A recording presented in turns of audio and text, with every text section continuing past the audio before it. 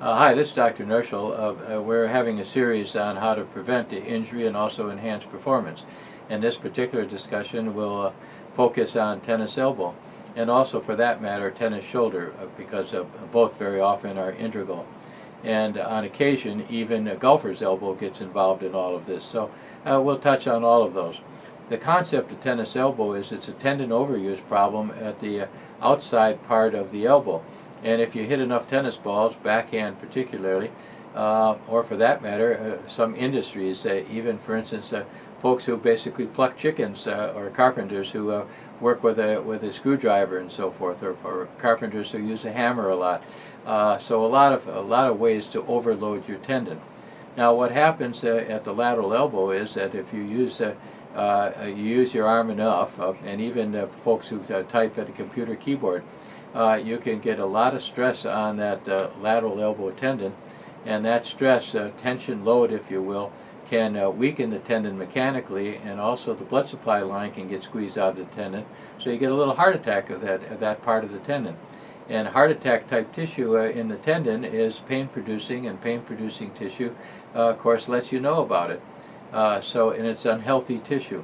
So the whole idea is, from a treatment point of view, is number one, how to get new blood vessels into that damaged tendon so you can revitalize that area, and so you can change the unhealthy neighborhood to healthy. And if you do that, you'll change painful to painless, and that's the whole idea.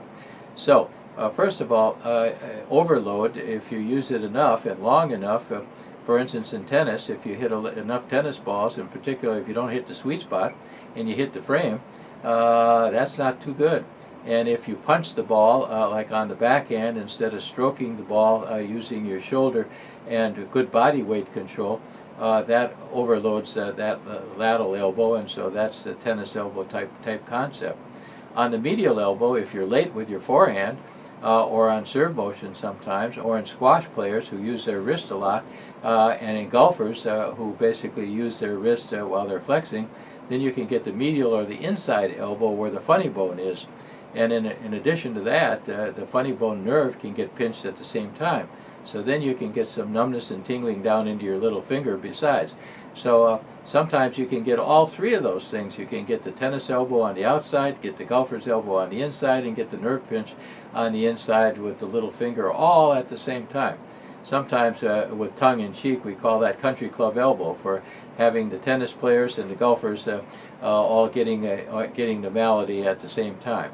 Well, what to do about all of that? Well, number one, starters, you don't want to overuse that too much for a little bit, so you want to decrease abuse for starters. Number two, you want to get some pain control, and some medications can help out, and sometimes even a cortisone injection. But the medications and the cortisone injection do not actually cure. So the biological goal is to get new blood vessels into the damaged tendon, and new blood vessels bring little cell friends with them called fibroblasts.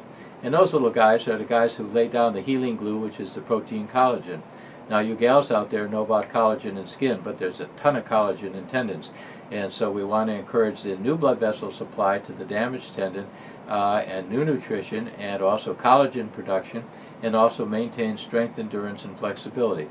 So the idea of medical rehabilitation and physical therapy is important, and controlled exercises along with things like high voltage electrical stimulation and ultrasound really encourage that process.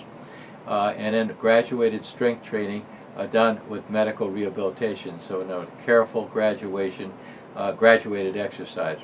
Part two is also to do violence control, so that in tennis players, for instance, the racket they use and how they hit the ball and so forth are all part of the deal. And so if you punch the ball, as we talked about a while back, and instead of really stroking the ball, and if you hit the frame all the time instead of the sweet spot, that's not too good. And also it depends on how often you do that. So that the volume is also part of the deal. And so then also we want to do pain control so you're comfortable, so you can do a good job in your medical rehabilitation. Also, from a violence control point of view, not only good technique, but also to use a counterforce brace. So that's a support around the arm And the brace we use is a double strap brace, which is curved so that it fits the conical shape of your arm. So it's generally much better than the straight braces or those little straight straps that you sometimes see at the sports store. So a double strap brace that fits your arm better and you can control the tension better usually does a better job. So that's what we would characterize in as violence control. And if all of that doesn't work, sometimes it becomes a surgical problem, and the surgery is to find the damaged tissue and take it out of there, and that's highly successful about 95% of the time. But most of the time, basically, it will respond to non-surgical approach.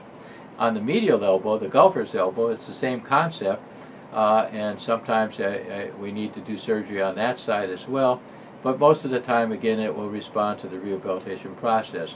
And in addition, if the nerve gets pinched, then we have to protect the nerve some with some kind of protective padding and things of that nature.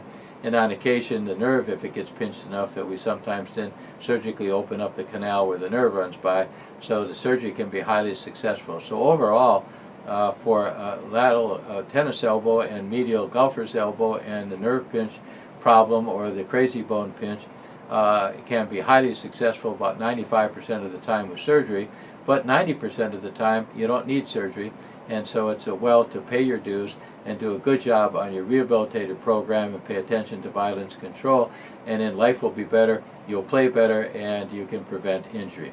So this is Dr. Nirschl signing off on tennis elbow and golfer's elbow. So I hope this helps, and there'll be some other series as well.